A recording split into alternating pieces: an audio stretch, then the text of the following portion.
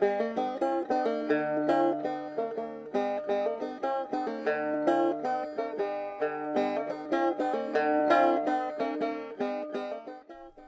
the 19th century into the early 20th, the Hudson, alongside many other rivers, was considered to be nothing more than a dumping ground for chemicals, untreated sewage, and any other waste that needed to be disposed of. The few people who cared about the river knew that there was barely any hope. Nobody took the initiative to start the massive cleanup that was needed. But a solution came from an unlikely place and turned around not only the fate of the Hudson, but the rest of the world, inspiring generations to preserve the earth, our most precious resource.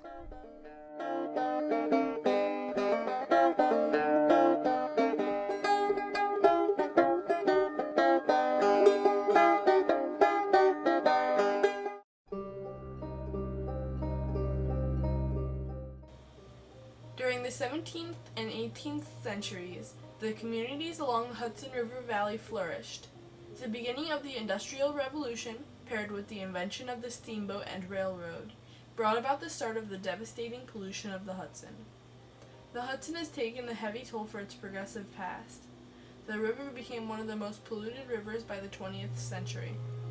By the 1960s, over 190 miles of the river was contaminated by over 1 million pounds of carcinogenic chemicals called polychlorinated biphenyls, commonly called PCBs. Around this time, all of the Hudson below Albany was deemed unable to support life. No one could swim in, drink, or eat fish from the Hudson River. No one seemed to be taking the lead with this much-needed cleanup. It was not uncommon to see just raw sewage and garbage.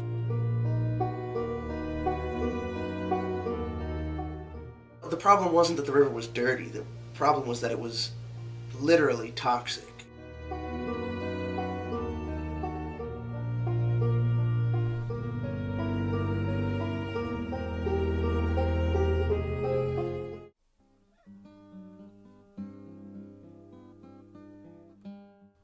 In 1966, inspired by Rachel Carson's Silent Spring, well-known folk singer and activist Pete Seeger founded Clearwater, an environmental organization utilizing a sailing boat to give people a genuine emotional experience with the river. The idea was first conceived when one of Pete's friends, Victor Schwartz, lent him a book called Sloops of the Hudson. The book had said, "These were the most beautiful boats we ever knew, and they will never be seen again." Pete's love of sailing, music, and the environment combined to create the Clearwater. The purpose, in Pete's words, was to save the river. I stayed until 2 o'clock in the morning writing my artist friend a letter saying, let's raise the money, get enough people together, raise the money to build a life-size Hudson River. In 1969, the Clearwater made her maiden voyage from the Harvey-Gaumont shipyard in Maine to New York's South Street seaport. With a length of 106 feet and an area of 4,305 square feet, the Clearwater was modeled after 18th and 19th century Dutch sailing vessels called sloops.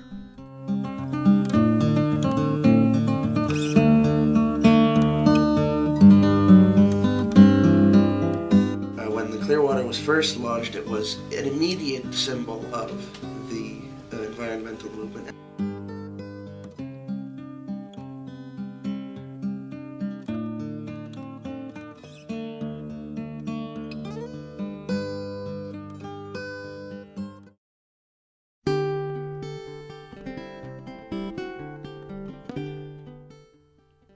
One of Clearwater's most successful projects was the passing of the Clean Water Act.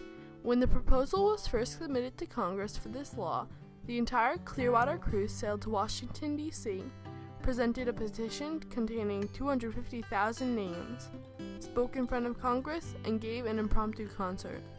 The law was eventually passed. The Clean Water Act establishes the standards for surface water quality in the United States. It has helped the EPA regulate the dumping of pollutants into rivers all across the country, and under the law they have implemented pollution control programs The Clean Water Act makes it illegal to discharge any pollutant into waters unless the pollution was well within the guidelines provided. So Clearwater really helped build public support for passing this big federal law that was essentially saying, hey, we can't treat rivers like this anymore. And since then, rivers all around America have been cleaned up, or at least halfway cleaned up.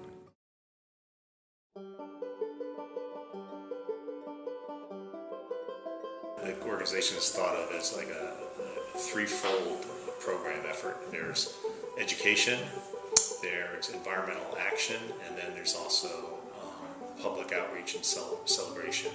There's still some big problems going on with the river. I mean, after all this rain and the storm surge from Hurricane Sandy, some of the sewage plants got overwhelmed. PCBs are being cleaned up, so that's good, but the fish still aren't safe to eat yet, so we're hoping that that will happen within the next 20 years or so. For over 45 years, Clearwater has been restoring the waters and surrounding banks of the Hudson River in partnership with schools and communities. Their primary concerns are educating the community about the important preservation of the river, encouraging green infrastructure and green energy use, and enhancing the culture, communities, and overall well-being of the Hudson River Valley. Their tools to reach out to the public are education, environmental legislation, and public outreach and celebration. They host tours and give environmentally geared classes on the boat, are active in the passing of regulations that would affect the area environmentally, and they host a fundraising festival annually. The Clearwater Festival educates people about the Hudson and collects funds for Clearwater through song, dance, and hands-on activities.